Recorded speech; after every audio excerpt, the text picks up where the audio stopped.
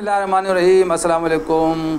खैबर पख्तूनख्वा हुकूमत और इससे भी ज़्यादा पाकिस्तान तहरीक इंसाफ फंस गई है। पाकिस्तान तहरीक इंसाफ ने वादा किया था बल्दियाती नुमाइंदों से कि इनके टेन्योर में इनकी मुद्दत में इजाफ़ा किया जाएगा, लेकिन इस इजाफ़े के ख़िलाफ़ ख़ुद पाकिस्तान तहरीक इंसाफ के MPAs ने आलम बगावत बुलंद कर रखा है। अली अमीन गंडापुर अपनी बार बार की यकीन दहानियों पर अमल करने से कासिर दिखाई देते हैं। मैं हूँ आसिफ निसार गयासी। जायज़ा लेंगे उन हालात का जिसकी वजह से खैबर पख्तूनख्वा की जो लोकल गवर्नमेंट्स हैं, मकामी हुकूमतें हैं, बल्दियाती इदारे हैं, वो एक बदतरीन सूरत हाल से दो चार रहने के बाद अब अपनी मुद्दत पूरी करने की तरफ जा रही हैं। कम व बेश कोई 3 साल पहले जब ये इलेक्शंस हुए 2 मराहिल में सूबे में, पाकिस्तान तहरीक इंसाफ ने यहाँ पे एक सिस्टम राइज किया था। बड़े शहरों में मेयर आ गए थे, छोटे शहरों में TMAs आ गए थे, चेयरमैन थे, और ये एक नया सिस्टम था। ज़िले सिस्टम ख़त्म कर दिया गया था। 1979 का बल्दियाती निज़ाम भी ये लोग नहीं बहाल कर रहे थे। तो एक नया तजुर्बा होने जा रहा था जिसमें कम से कम 9 महकमों को डिवाल्व होना था तहसील की सतह तक। लेकिन इलेक्शन के पहले मरहले में पाकिस्तान तहरीक इंसाफ को बदतरीन शिकस्त हुई। दूसरे मरहले में भी कुछ ख़ास कामयाबी हासिल न हुई। पेशावर जैसे शहर में, मर्दान जैसे बड़े शहर में मेयर के इलेक्शन ये लोग हार गए, जिसके बाद जब इनकी हुकूमत आई तो बजाय इसके कि अपने ही सिस्टम को मजबूत बनाते, क्योंकि ये सिस्टम पाकिस्तान तहरीक इंसाफ ने दिया था, किसी और सूबे में ये निज़ाम नहीं था, लेकिन अपने इस सिस्टम को मजबूत करने के बजाय अपने इस सिस्टम का गला घोंटने के लिए तैयार हो गए। हालांकि जब अली अमीन गंडापुर ने इक़्तिदार संभाला, हल्फ उठाने के फ़ौरन बाद उन्होंने पाकिस्तान तहरीक इंसाफ के जो हामी थे या हिमायती थे या उसके टिकट मुंतखब हुए थे, वो उन तमाम तहसील चेयरमैनों और ज़िले मेयर से या डिविजनल जो मेयर हैं उनके साथ मुलाकातें की। और उस मुलाकात में उन्होंने इनको यकीन दहानी कराई कि चूँकि आप लोगों के 2 साल ज़ाया हो गए हैं तो हमारी कोशिश होगी कि आप लोगों को कम से कम 2 साल का एक्सटेंशन दिया जाए। इसके बाद जब लोकल कौंसिल एसोसिएशन के साथ इनकी मुलाकात हुई, इन्होंने फिर अपनी इस ख्वाहिश का इज़हार किया, जिस पर उन्होंने कहा कि आपके लिए मुश्किल होगा, इसके लिए अदालत जाना पड़ेगा। ग़ालिबन अली अमीन गंडापुर ने ये सोचते हुए कि MPA से जान छूट जाएगी, उनको मशवरा दिया कि आप अदालत चले जाएँ, एक्सटेंशन मांगे, हम आपको इंडोर्स करेंगे।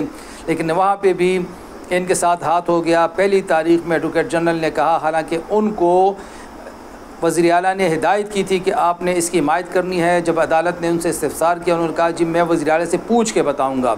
जिसके बाद ये मामला दोबारा वज़ीर आला के पास गया। इस मरहले पर तकरीबन 4-5 महीने और इनके ज़ाया हो गए, लेकिन अदालत ने आखिर में ये बाल हुकूमत के कोर्ट में डालते हुए कहा कि जाएँ आप लोग हुकूमत के पास बैठ जाएँ और हुकूमत को कहें कि वो अमेंडमेंट लेके आए। अली अमीन गंडापुर ने एक मरतबा फिर कहा कि हम तरमीम लाने के लिए तैयार हैं, क्योंकि तरमीम के बगैर हुकूमत के पास कोई रास्ता नहीं।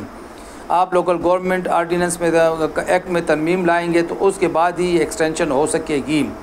लेकिन अब यहाँ पे असल मसला ये शुरू होता है कि अली अमीन गंडापुर साहब तो शायद ये चाहते हैं कि ये एक्सटेंशन मिले, लेकिन ख़ुद पाकिस्तान तहरीक इंसाफ के अरकान सूबाई असम्बली की अक्सरियत एक्सटेंशन नहीं चाहती। इसकी एक वजह तो ये है कि ज़्यादातर जो तहसील चेयरमैन हैं और डिविजनल मेयर हैं वो गैर PTI हैं, वो PTI के नहीं हैं। लेकिन जो दिलचस्प सूरत हाल है वो ये है, जो हमें बताया गया है कि जो PTI के मेयर हैं या जो PTI के तहसील चेयरमैन हैं, MPA अपने ही MPAs की उनके साथ नहीं लगती, एक दूसरे के साथ सियासी दुश्मनी बनी हुई है। ये होता है इख्तियारात का झगड़ा। चुनांचे अब खैबर पख्तूनख्वा में PTI फंस गई है। अगर लोकल गवर्नमेंट के इदारे यूं ही वक्त तमाम कर जाते हैं तो बदनामी हिस्से में आती है, यकीन दहानी पूरी नहीं आती। तो अली अमीन गंडापुर साहब की ज़ाहिर है हैसियत और ज़ुबान का वो मुतासर होगा, उन पर इल्ज़ाम लगेगा कि वो अपनी यकीन दहानियों पर अमल दरामद नहीं करा सके। लेकिन अगर इस यकीन दहानी पर अमल दरामद की कोशिश की जाती है तो MPAs की तरफ से, PTI के MPAs की तरफ से बहुत बड़े पैमाने पर बगावत का ख़दशा है, जो किसी भी सूरत बल्दियाती लोगों को, बल्दियाती नुमाइंदों को इख्तियार देने के हक़ में नहीं है, क्योंकि मामला फ़ंड्स का है। सूबाई ADP में कानून के मुताबिक 20% फ़ंड जाना था मकामी हुकूमतों को, बल्दियाती इदारों को, जो गुज़िश्ता 3.5 साल में नहीं गया। इसी तरीके से इनके बहुत सारे इख्तियारात इनसे ले लिए गए हैं। जो 9 महकमे डिवाल्व होने थे वो भी डिवाल्व नहीं हो सके, उनका तमाम इख्तियार डीसी इस्तेमाल कर रहा है। जो डीसीज़ के दफातर हैं, इस हवाले से भी इल्ज़ामात हैं कि अगर इन फ़ंड्स की जो गुज़िश्ता 3 साल से डीसीज़ इस्तेमाल करते आ रहे हैं, डीसीज़ के दफातर इस्तेमाल करते आ रहे हैं, इसकी तहकीकात की जाए तो अरबों रुपए का घपला इसमें सामने आ सकता है। इसी तरीके से जो TMAs हैं उनके बहुत सारे इख्तियारात या WSSCs को दे दिए गए हैं, पब्लिक हेल्थ को दे दिए गए हैं, LCB ने कब्ज़ा कर लिया है। तो अब सूरत हाल ये है कि TMAs पे ख़ुद अपने मुलाजमीन ही बोझ बन गए, उनकी तनख्वाहें तक अदा नहीं कर सकते, सूबाई हुकूमत मुआवनत नहीं कर रही। फ़ायर ब्रिगेड की मिसाल की हम ले लेते हैं कि जब 1122 था तो फायर ब्रिगेड की ज़रूरत ही नहीं है, लेकिन हर TMA के पास फायर ब्रिगेड होता है, उसकी तनख्वाहों का और पेट्रोल का मसला भी बना रहता है। ये शनीद है, ये इम्कान है कि ये मुद्दत अब इन बेचारों को नहीं मिल सकेगी। ये इंतहाई अफसोसनाक अमर है। बहुत सारा कीमती वक्त ज़ाया हो गया। पाकिस्तान तहरीक इंसाफ के नारों की कलई खुल गई। जमहूरियत पसंदी के दावों की जमहूरियत पसंदी भी सामने आ गई।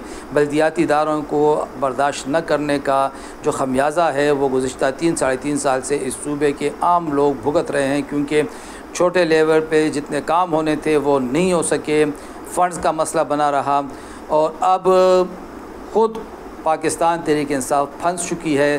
देखते हैं कि वो अपने आप को सूरत हाल से कैसे निकालती है। खुदा हाफिज़।